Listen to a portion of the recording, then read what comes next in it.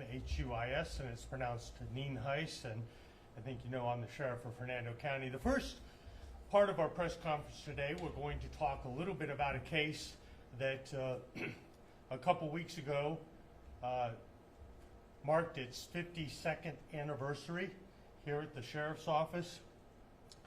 Actually, back in 1972, we found the body of a young woman out by the interstate, and our major case unit, they're tasked with finding, obviously, justice for victims as well as for families, and they investigate our most serious crimes. And we take that responsibility personally. Our detectives work cases anywhere from days to months to years to decades. And they do so with the goal of finding resolution for the families and hopefully justice. And it can be very, very frustrating for everybody involved, especially the loved ones. We understand that. They expect and of course deserve rapid resolution. But we have to investigate these cases with extreme care, with dedication, and with professionalism that will allow us to have successful prosecution if able. And I think you've heard me say before, once an arrest is made, we only have one opportunity to prosecute the case due to things like double jeopardy and speedy trial that can sometimes get in the way if an agency moves too quickly. And I know my mom used to say that the wheels of justice churn exceedingly slow. They do churn exceedingly fine, and law enforcement agencies, they never forget and they never give up. Now, this particular case that we're talking about actually started July 19th, 1972, where we had an unidentified female that was found in a heavily wooded area of Hernando County. She was strangled, and she was wrapped in a fairly unique blanket, and over the years we've put that blanket out trying to find leads on this particular case, and again the body was disposed of in the woods.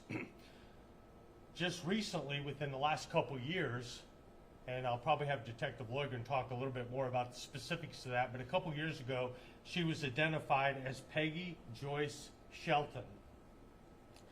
And through our investigation we determined that she actually married an individual. His name was Jerry Lee Fletcher back in December 18th, 1971, and this is the individual that she married, and this is a picture from that era.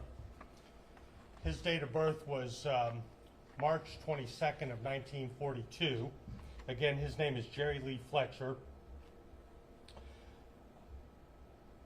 Fortunately for us, after finding out her identity and putting the information out of her identity, we got information that she was actually married to this individual via a marriage certificate in Hillsborough County. And it's important to note that there's no record anywhere of a divorce between these two individuals. Now, going back in time, around the time that they were married, Jerry Fletcher's parents actually owned a roadside motel down in Hillsborough County on Nebraska Avenue, specifically 7208 Nebraska Avenue, and they owned that motel from 1970 to 1973. And it has 8 small cottages, and they advertised them as fully furnished. This actually was listed as Jerry's residence just prior to his marriage to Peggy. And Peggy's body was wrapped in a blanket or comforter, and it was twin size, that would commonly be found in this type of motel. And a resident of this motel, in fact, actually told detectives that he had actually stayed there and had a twin size bed because the rooms were so small they couldn't fit anything larger than that. A textile expert has actually even concluded that the pattern on the blanket and comforter that we found Peggy wrapped in was made from for the southern states, and was most likely used for motel chains in the 60s and 70s. So there was obviously a connection there. Jerry Fletcher is not one to be not involved in violence. He was actually arrested by the Tampa Police Department on February 18, 1972 for the abduction and the rape of a 16-year-old female from the Tampa area. So right around that same time frame, he was arrested for that charge, and he went to trial and he was found guilty on June 28th of 1972. Again, right around the same time as Peggy was found. He did leave Florida and he traveled to Illinois for his job at Caterpillar. He was married to a Sophia Lucille Hughes in 1973, and he listed Gloria Espinoza, who he was married to in 1965, as his one and only previous marriage. So he never talked about, never put any documentation down that he was actually married to Peggy, despite their marriage license in the 70s. He never reported her missing, and he never mentioned her to anyone. On about April 19th of 1973, Jerry Lee Fletcher, also in Illinois, murdered a Shirley McCune, and her body was found in a cemetery in Marshall County, Illinois, and she was raped, strangled, and disposed of in a wooded area, and she too, that victim, was wrapped in a blanket. Interestingly enough, in June of 2011, so within the last 13 years or so, 14 years, Pinellas County Detective Michael Bailey, who actually volunteered for us for a time within the last few years, he actually got a DNA hit in Pinellas County in 2011 on a 1971 abduction, rape, and murder of a 14-year-old girl, Gina Justy. Justy was raped. She died from blunt force trauma and strangulation, and she was also wrapped in a blanket and disposed of in the Palm Harbor area in an orange grove in 1971. So again, a couple years before our body was found. The DNA profile was that of Jerry Fletcher. In June of 2011, David Bailey actually went up to visit Mr. Fletcher in prison in Illinois, and there Fletcher admitted to additional murders in Florida, but because he was not given the assurance that he would not face the death penalty by Pinellas County prosecutors, he refused to give additional information on those murders that he admitted to. He, unfortunately, for justice, Mr. Fletcher died in 2014, so the justice he faces now is with his creator. It's not going to be by a man-made court system. Interestingly enough, and Detective Logan could probably talk a little bit about this more, but he actually interviewed the two former wives of Mr. Fletcher, Gloria Moody, who's also known as Gloria Espinoza, and she was married to Fletcher in 1965, and Matilda Rigsby, who was married to Fletcher around 1968. Both of those ladies said that he was very violent, he was very abusive, and both women believed that Fletcher was going to kill them if they did not leave him. And of course, they did leave him fearing for their wives. On May 24th of this year, Detective Logan also went and interviewed a state prison inmate, James Owens, who was actually a cellmate of Fletcher, and he actually believed that Fletcher was a contract killer and spoke of other murders, but unfortunately would not provide any details, specifics about those murders, Peggy or otherwise. But because of the other murders that he was involved in, the similarities, we did close this case out recently. As the death of the offender, we believe we have identified the appropriate person, and we've made notifications, and Detective Logan to talk a little bit about that, about the family members of Peggy, letting them know that we do have her identified and that we believe we know who was responsible for her death. So I'm going to turn it over to Detective Loigren to maybe fill in a little bit of interesting details about his investigation over the last dozen or 10 years or so, and I think you'll find it pretty interesting. So, Detective? Thank you, Sheriff. You guys see the picture up there? You see the recreations. The picture to your far side is obviously a real person. That's our victim, Peggy Joyce Shelton. And then the recreation done by Face Logics, which I think is really spot on.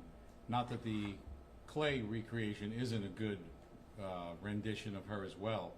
These people do this work based on the facts we provide, information from the report, and then my little knowledge of it is they take a 3D image of the actual skull, they recreate it with like a polymer-based skull, and that's how they do the work for the claymation part of the recreation. But one of the artists who do that can tell you exactly how they do it.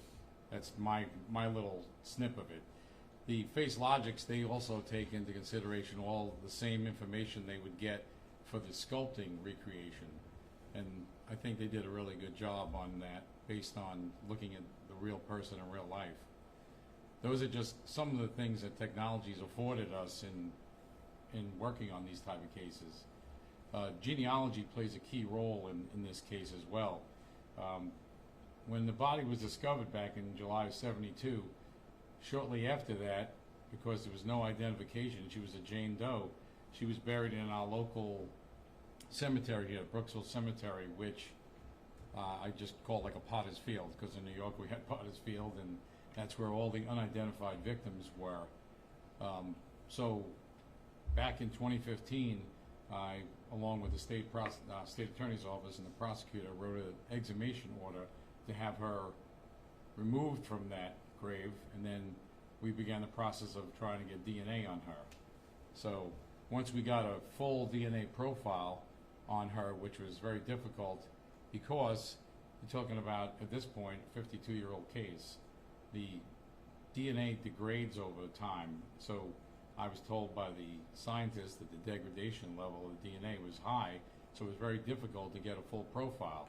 However, University of North Texas, who no longer does that, DNA for the country, they were able to get a full profile.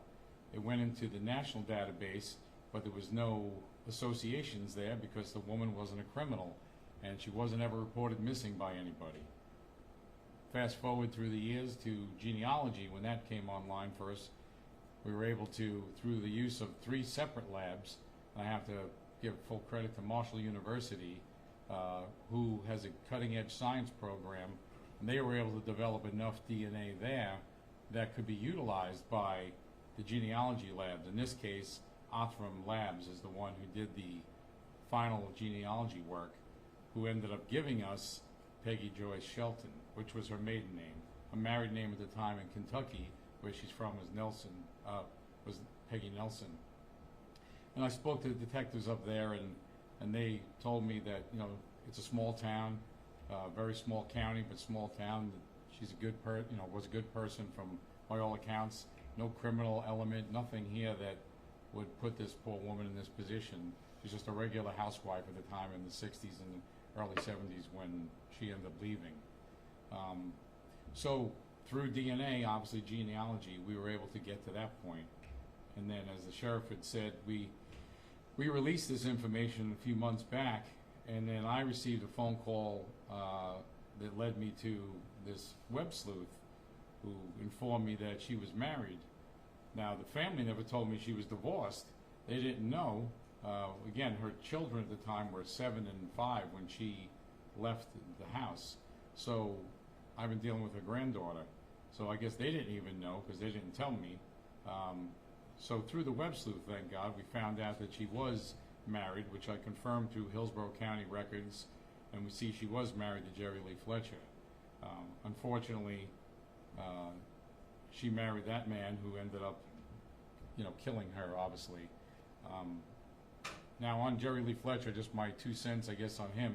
If anybody knows Jerry Lee Fletcher, anyone I haven't spoken to, or anybody who had a relationship with him and were abused by him, or has any further information, they can call the sheriff's office here and tell me. I can look into it to see if there's any other cases he might be associated with, because his DNA is in the database, in the national database. That's how Detective Bailey was able to link him to Gina Jufte, who was murdered back in 1971. We've also tried here on our end here. I know the sheriff, it's one of his programs he's trying to implement here for the rapid DNA testing. And anything DNA-wise, you got to realize, in the 70s, you know, I was joking, say you couldn't spell DNA. Nobody knew about it. It didn't exist. It didn't come online till the late 80s and then early 90s. And as it's gotten better and better, you know, like anything else in technology, we now just need a pen dot, like a little minute amount of blood, to have the possibility to identify our victim and or killer or killers. The rapid DNA program that the sheriff is big on implementing here, that we have online here, correct, Sheriff? Mm-hmm. And we have that, and it's going to be a two-phase thing, I think, eventually. But that could be very, very important for us, where we have a crime occur, we have DNA evidence there, we can do a cursory search utilizing this program and be able to identify our suspect within an hour. I think it's that quick, or even quicker. So that's something the sheriff can expound on, because he knows a lot more about it than I do. I just know about the technology as a whole.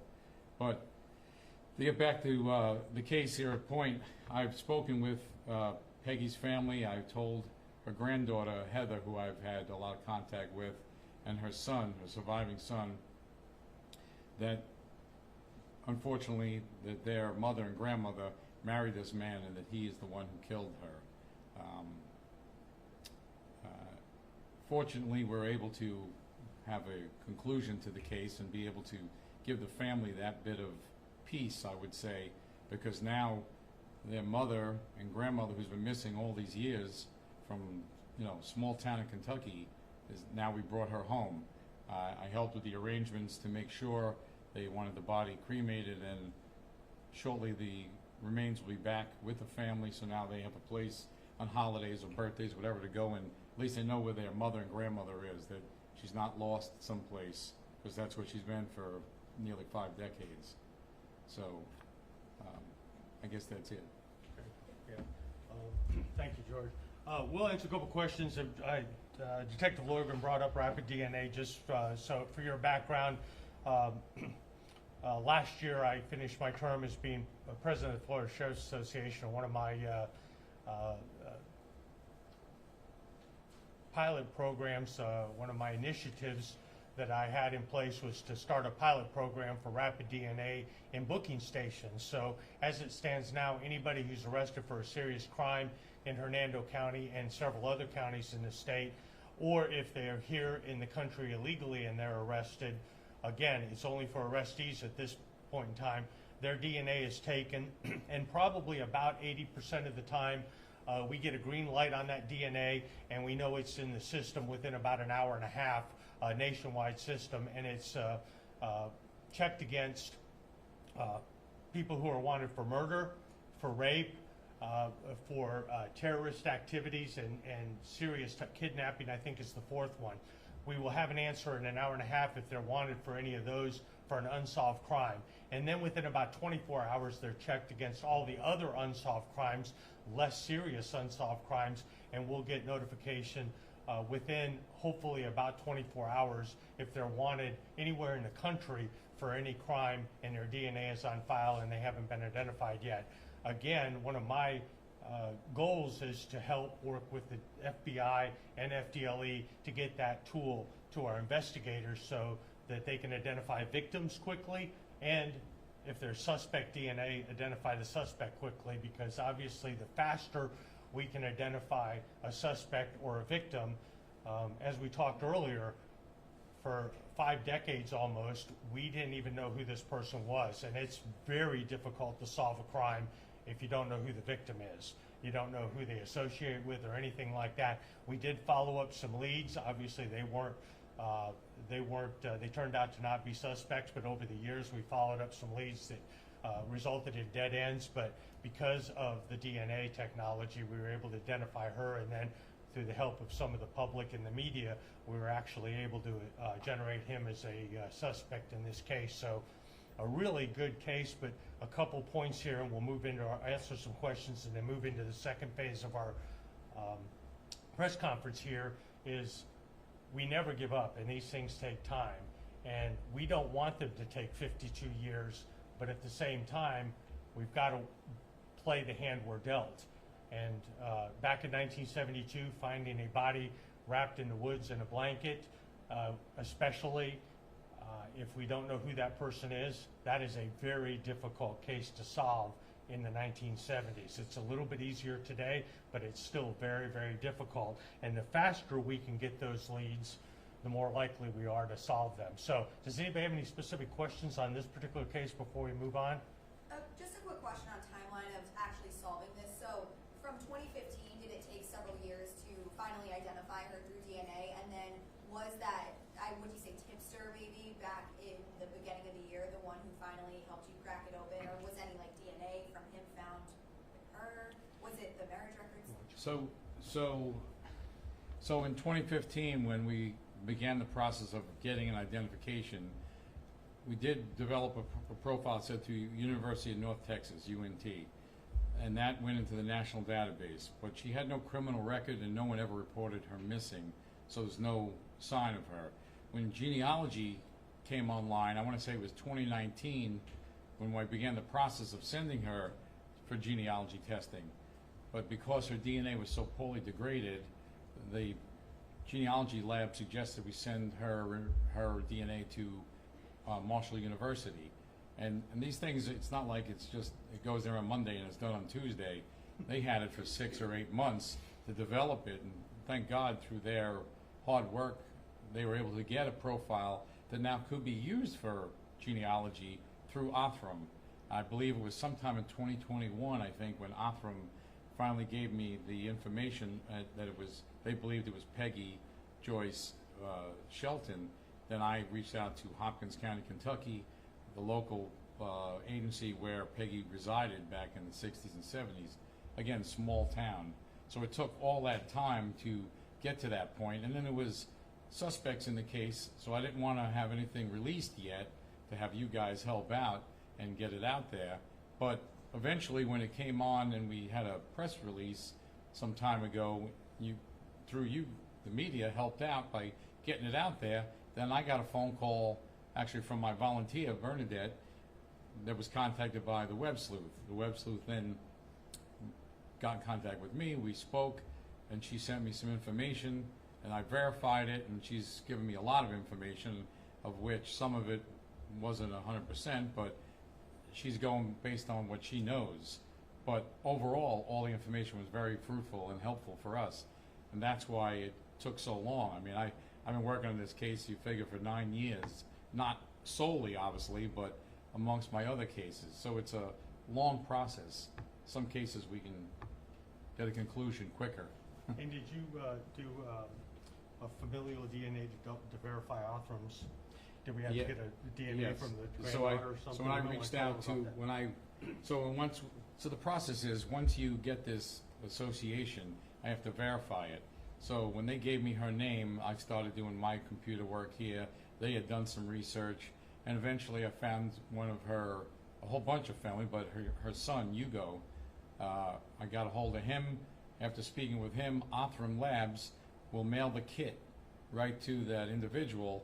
He provided his DNA, mailed it back, then they tested it and got the association, which tells them that this individual, the unidentified, would have to be the mother of this person, because it's a whole different system when they deal with centimorgans, it's called, and that's how they made their association based on the numbers and the science. I can speak a little on it, but you want everything, go talk to the scientists, they can tell you it all. But that's how we were able to tie him in and verify 100% that was Peggy. All right, any other questions? How long Yeah. was she? How long was she in the woods before she was initially discovered? So It was almost immediately, wasn't it? Yeah, a couple of days. So we had some witnesses at the time. This happens in a rural part of our county, off a High Corner Road, and it actually, at the time, I think there's still only 2 houses on that whole block. one is occupied, and that's where these people who were the witnesses lived.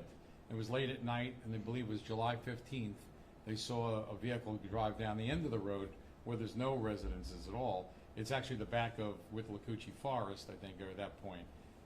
And 4 days later, on July 19th, the kid who lived in the house at the time, all these people still live local, rode his motorcycle down there, conked out, and right in front of what he saw and believed was a person. He goes back and tells his family. He goes down there back with his brother-in-law. They discover that it is, in fact, a real person.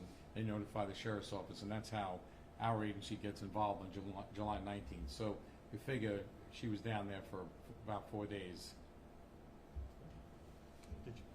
Sheriff or detective, either one that can answer this. Since Fletcher murdered at least 3 women that we know of, would you classify him as a serial killer?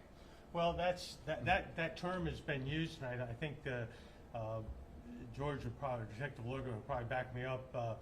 He certainly has all the makings of that, and we know he's been found guilty of at least a couple murders, right? Correct.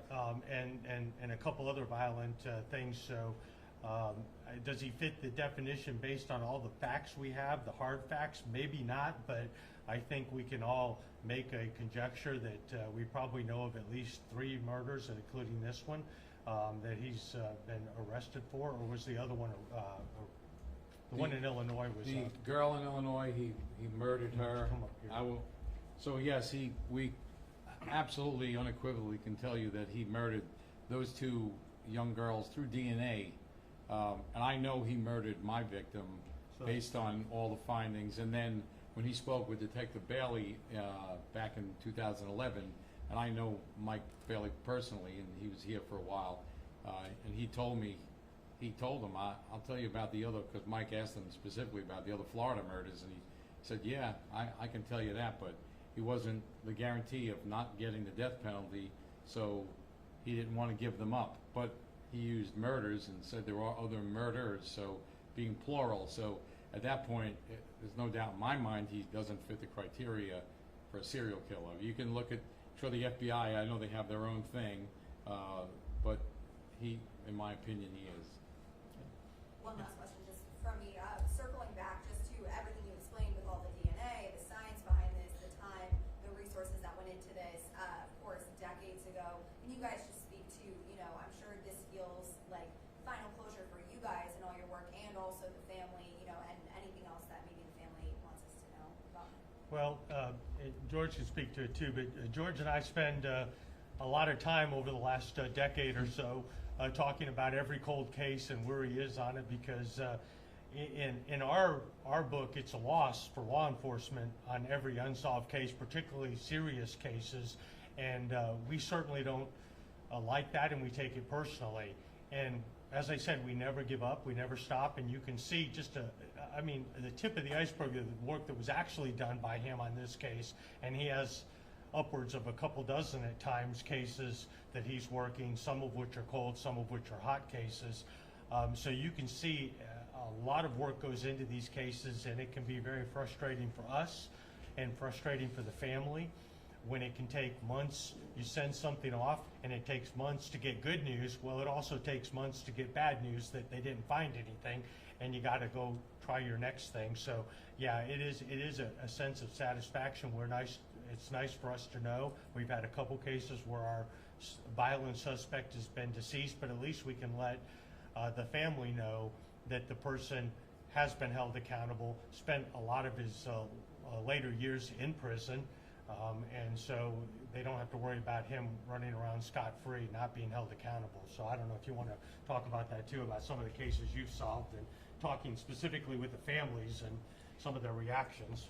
Well, all I can tell you is that, and I've been fortunate, I'm fortunate, first of all, that we have a cold case unit, and the sheriff lets me work the cold cases.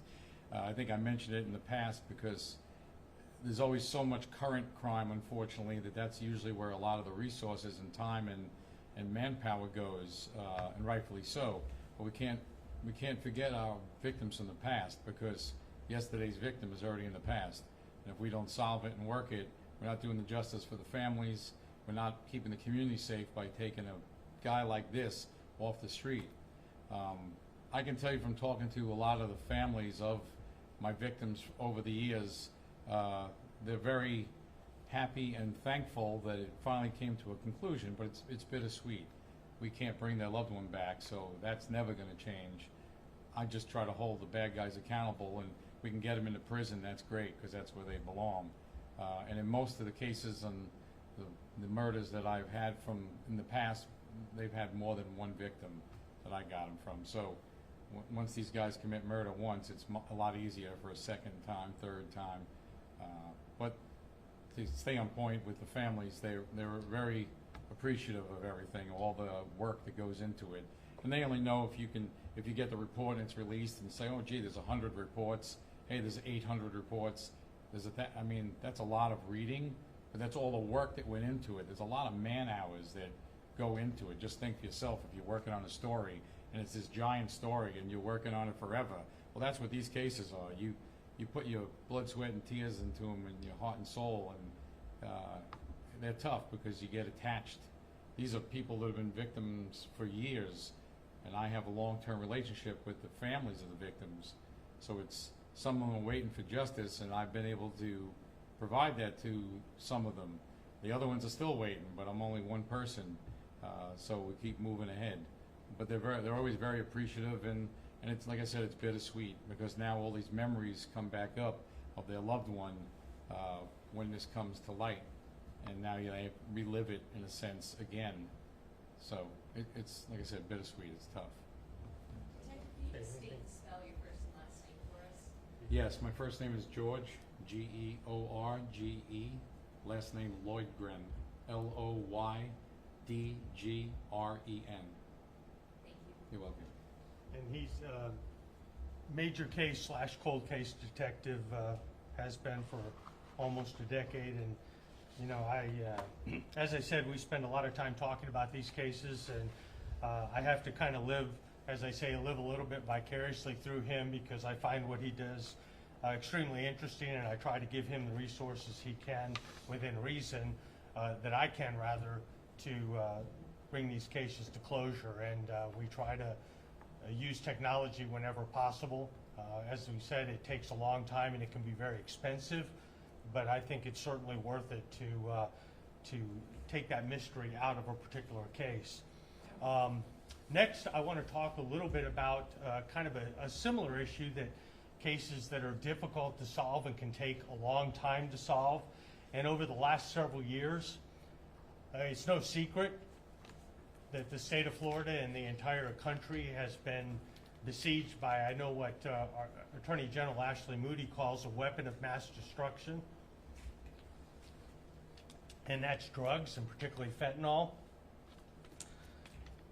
And it is frustrating for law enforcement. I heard a detective one time say on TV that when you have a murder case, and it involves drugs, it becomes exponentially more difficult to solve. And when those cases involve overdose deaths, it's even harder yet to solve those. To that end, my major case unit, the homicide unit, along with my vice and narcotics unit, has been working on several cases with the goal of holding the people accountable that caused those deaths. Much like in our cold cases, they use high-tech and low-tech, good old police work, to try to get enough information together to develop probable cause, and even better yet, present a prosecutable case to the state attorney. Since 2022, the Sheriff's Office, in close partnership with the state attorney's office, has done just that in 8 separate occasions, where we made 8 separate charges for homicide as a result of an overdose death. And today I want to highlight a couple of those cases. The first one I'm going to talk about is a case that actually started back in June of last year, so it's been a little over a year. A Kim Lassiter was found in her residence on Mohawk Trail in Spring Hill. She was not conscious and not breathing.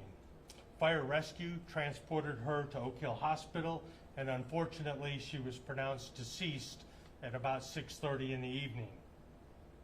On 6/28, the next day, we received an anonymous tip advising that she had died of a drug overdose. Now, you have to keep in mind that no matter what we see at the scene, unless it is extremely obvious, blunt force trauma or a bullet wound or something like that, we can't automatically assume what the cause and manner of death is. It has to be determined by the medical examiner. But we did receive a tip that she died of an overdose, a drug overdose. And that tip identified a particular individual as the person who actually supplied the fentanyl to Lassiter. On September 12th of 2023, detectives received the autopsy report and toxicology report, so again, almost 3 months later, and the medical examiner's office did determine that the cause of death was in fact an overdose. This particular suspect was questioned, and he admitted to providing fentanyl to Lassiter on the date in question. The investigation revealed that upon learning of Lassiter's death, this particular suspect attempted to return to the residence the following day to retrieve that fentanyl that he had left behind. However, those drugs were already disposed of. And I'm happy to report that, again, working closely with our partners at the prosecutor's office, we believed we came up with enough evidence to arrest a particular individual on July 12th of last month, and we arrested Thomas Pizzo, and he was born in July of 1962. He's been arrested by us for first-degree murder and delivery of a controlled substance. So again, kind of going along with the theme, this particular case took over a year for us to get to the point where we felt that he could be arrested. Another case, which is showing that every single one of these cases are fact-specific and all of them are different, is on September 20th of last year, James Brisky, who was 25 at the time, and Joshua Ware, who was 19 at the time, were arrested for supplying cocaine and fentanyl to a 17-year-old young lady, Sierra McCabe. And they were also arrested for failing to render medical aid. And the background to that is on September 20th, that same day, deputies responded to James Brisky's residence for an assumed medical call for service. The victim in this case, Sarah McCabe, was found unresponsive and later died at the hospital. Suspect interviews revealed that the victim and Ware arrived at Brisky's residence around midnight, at which time McCabe was suffering from an overdose, so she was already suffering from an overdose. The two suspects, Brisky and Ware, and these are the individuals, James Brisky's here, and Joshua Ware is here. They had the bright idea of putting our victim in a bathtub with ice and frozen food in an attempt to lower her body temperature. They unfortunately did not call fire rescue at that time.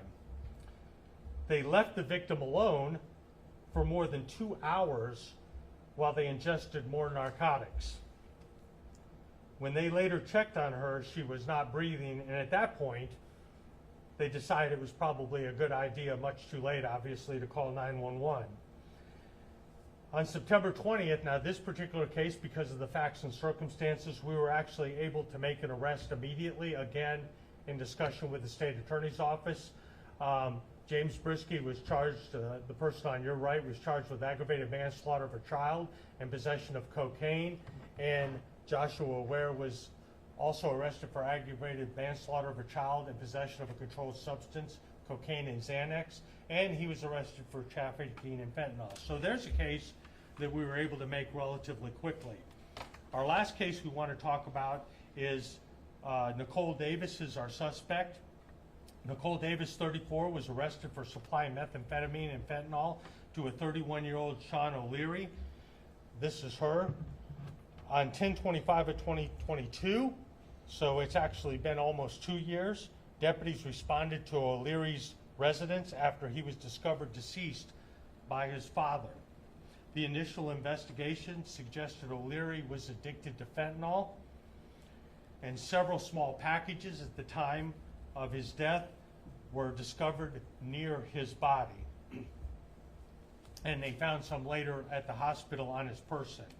The investigation revealed that O'Leary and Davies were friends since high school, so she's known him obviously most of her life. A very exhaustive investigation over the last couple years, again, using some high-tech and low-tech investigative tools, revealed O'Leary's death was caused by the narcotics he obtained from Nicole Davis. On August of last year, in 2023, this case was presented to the state attorney's office. Working with them over the last year, we actually, on April 2nd of this year, the state attorney's office presented the case to the grand jury, and the grand jury returned an indictment for first-degree murder, possession of methamphetamine with intent to sell or deliver, and also using a two-way communication device to facilitate a felony. And, you know, again, this one was resolved a few months ago, but it took us a couple years to solve it. I think, again, our message to the public is, number one, if you know anything about any case we're working, please come forward. And if you don't feel comfortable leaving your name, you can always give us information through Crime Stoppers, Hernando County Crime Stoppers. You can use an internet search for that. The person will remain anonymous and could be eligible for a cash reward of up to $5,000. But it's important to know that these drug overdose deaths, if we can get enough information to develop probable cause, and then even further give the state attorney a case that they believe is prosecutable, we will certainly hold them accountable. So those people who are selling drugs, they do need to be looking over their shoulder. We've made 8 cases in the last couple years, and we're going to continue to make cases going forward. Fortunately, it seems as though nationwide statistics that overdose deaths might be trending down a little bit, but we do know that we've had some recently in the Brooksville area, and we're working those diligently to see if there's a connection between those handful of overdose deaths, and if there is, the person who's ultimately responsible for that. And once we identify that person, hopefully make a case, or persons make a case that will allow us to actually press charges against those individuals. But it doesn't matter where people go or how long it takes. If we're able to make a case, we're going to make a case. So does anybody have any questions on some of our overdose deaths? I guess it's pretty well known that fentanyl is a dangerous drug. Does it happen a lot of times where they mix it with something else? Absolutely. I'm glad you brought that up. Thank you for bringing that up. The question, in case you couldn't hear it, was, is it oftentimes when they mix it? I think the first thing to remember is people are ingesting something either through their nose, their mouth, or actually injecting it into their veins, something that was manufactured maybe in somebody's garage. And using good techniques and hygiene and sterilization is probably something they don't think about. So you're getting drugs that automatically are suspect, to say the least. And then you have people that are cutting these drugs in an effort to try to make the dose safe enough for a human to take, and they may be on drugs themselves. And oftentimes I think these overdoses are the result of the person who's actually taking them not realizing how much they're taking, or the person who sold it to them cutting those drugs and not cutting them enough. And unfortunately, fentanyl is getting cheaper and cheaper, so you can have a fairly large amount of fentanyl for a fairly low cost and enough to kill somebody. And if they don't cut it enough, you could be taking something that you think is a dose that you can handle as an addict, and it's enough to kill you. And we believe that's probably what happened in the recent overdose deaths we've had in this area. Also, as a marketing tool, I think sometimes these dealers will lace other drugs with fentanyl, things like marijuana and so forth, to try to get people addicted, or sometimes make counterfeit pills. They'll actually get pill presses and make these fentanyl drugs look like some other drug, like Xanax or anything that you might get as a prescription. And people think that they're buying something that was manufactured in a lab, when in fact, a legitimate lab, when in fact it was made in somebody's garage with fentanyl and a pill press. So to say it's dangerous is one of the understatements of the year. It is extremely dangerous, and unfortunately continued use, because it is so addictive, it is like playing Russian roulette. Eventually people are going to overdose. Fortunately, Narcan is a help, but if somebody's not there with Narcan, or the dose is so powerful, sometimes Narcan, we find that we administer Narcan 2 or 3 times before it even has an effect. And so obviously Narcan may not, you can't depend on it, is my point there. So absolutely correct. Dangerous is an understatement, and my vice and narcotics unit is constantly working hard to track down the dealers, more so than the users, to try to cut off that supply, because it's killing our nation. It's not unique to Hernando County. Sure, following up on what you just said, have any of these cases lended themselves to bigger fish that you've been able to? Well, yeah, we're always doing that. Unfortunately, when you're dealing, as you get higher up the food chain, and I know there's a lot of talk about that, and you know, I don't necessarily want to go to a nationwide level, but when you talk about the cartels on the border and some of the horrific things you hear about that they're willing to do to people, the closer you get to the cartel, the less people are willing to talk, because they are scared to death. And there's probably even people in the Tampa Bay area that have a reputation for being very, very violent. So yes, we do move up the food chain, but it becomes more and more difficult, because those people, to protect their livelihood, their illegal livelihood, they are often willing to threaten those individuals and actually carry out those threats. So it does become a challenge, but that doesn't stop us from trying. And oftentimes we are able to get fairly large quantities, and working with DEA or ATF and other local agencies like Citrus and Pasco and Pinellas, we are able to assist in some of those investigations on a ancillary level. So yeah, definitely. What else? Anything else?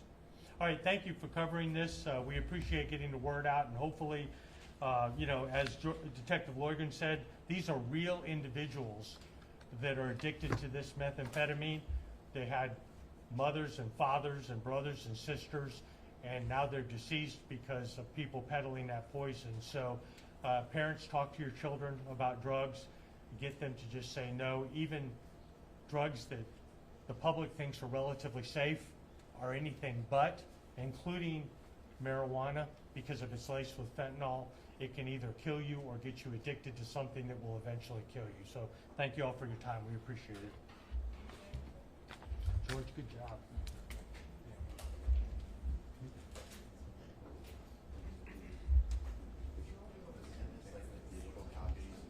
Was asking the same thing I'm gonna ask. I wanted to know. Thank you. All right. The girl. Okay, have Denise correct that. I misspoke. Okay. Which one was that? That's in girl in Tampa that was abducted in February. Okay, awesome. February Thank you of so much. 1972. He abducted a girl, and then in June. Oh, found not guilty. Yeah. Okay. Yes. I missed. Denise, can you let them know I misspoke on that? I said guilty, and I think it's not guilty.